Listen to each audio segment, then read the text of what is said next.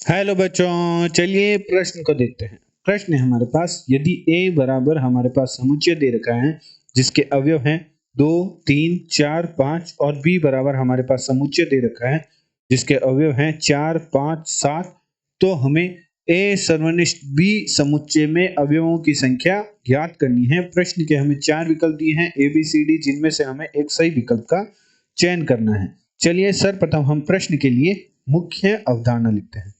मुख्य अवधारणा मुख्य अवधारणा में हम सर्वप्रथम देखते हैं उदाहरण की सहायता से कि यदि हमें दो समुच्चय दे रखे हों तो उन दो समुच्चयों का सर्वनिष्ठ किस प्रकार ज्ञात किया जाता है।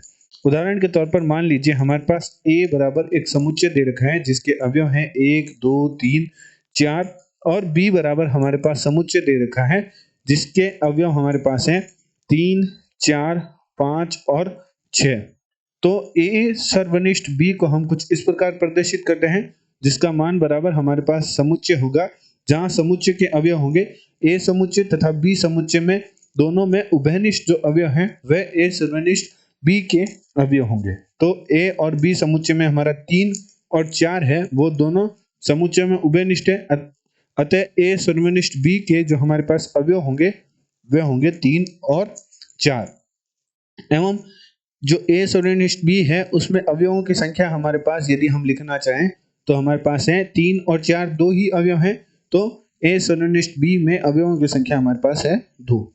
तो चलिए अब प्रश्न को देखते हैं। प्रश्न में हमारे पास a बराबर समुच्चय दे रखा है जो दे रखा है 2, 3, 4 और 5 एवं b बराबर हमारे पास समुच्चय दे रखा है 4, 5 और 7 और सर्वप्रथम हम a सर्वनिष्ठ b ज्ञात करते हैं।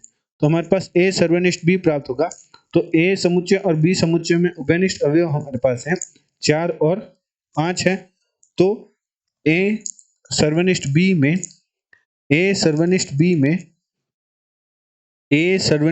में अवयवों की संख्या हमारे पास होगी 4 और 5, दो ही अवयव हैं, तो a सर्वनिष्ठ b में अवयवों की संख्या हमारे पास प्राप्त हुई 2। तो चलिए प्रश्न के विकल्प देखते हैं।